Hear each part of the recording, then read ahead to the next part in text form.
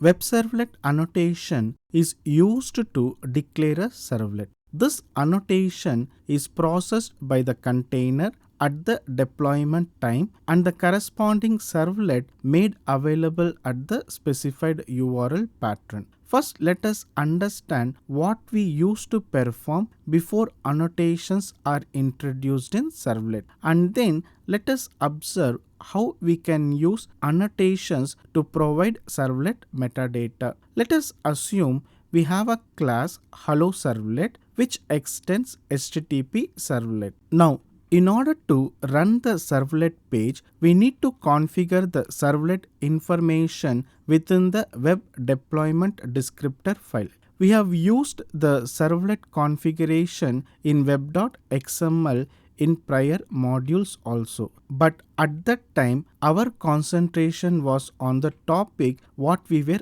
discussing, and we haven't given much priority for the configuration settings. Now let us observe in detail. In order to execute the servlet page, we need to configure the servlet. To do, we need to define a servlet tag where we have to provide a name for the servlet using servlet name tag, and then we need to provide the servlet class definition. For that, we need to use servlet class tag. Once the servlet has been defined, then it has to be mapped. To do, we need to use the servlet mapping tag, where we have to provide the name of the servlet to be mapped using the servlet name tag, and then we need to specify the URL pattern to be used for sending the request to the servlet using URL pattern tag. Once the above configuration details are set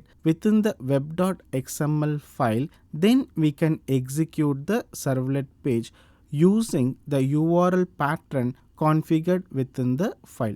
I informed that from Servlets 3, instead of configuring within the web.xml file, we can use annotations. In order to use WebServlet annotations, we still require a class which extends HTTP servlet, and we need to add @WebServlet. Name attribute is used to provide the name for the servlet, and if the name attribute is not specified, then fully qualified name of the class will be used. We need to provide at least one URL pattern either in the value attribute or within the URL pattern attribute of the annotation, but not both.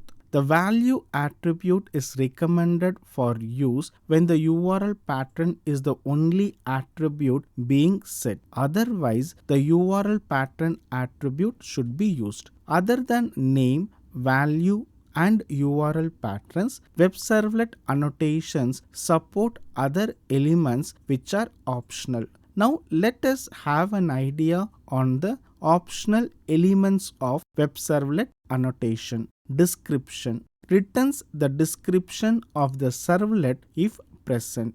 Display name returns the display name of the servlet if present. Async supported. It is used to specify if the asynchronous operation is supported by the servlet or not. We shall understand in detail about asynchronous processing servlets and how it will increase the scalability of the application in the next module. Load on startup. This element tells the servlet container in what sequence the servlets should be loaded. The lower numbers are loaded first. If the value is negative or unspecified, the servlet container can load the servlet at any time. Init params. It is used to specify the initialization parameters for the servlet. I will explain about this element in detail in the next clip. Small icon. It is used to return the small icon of the servlet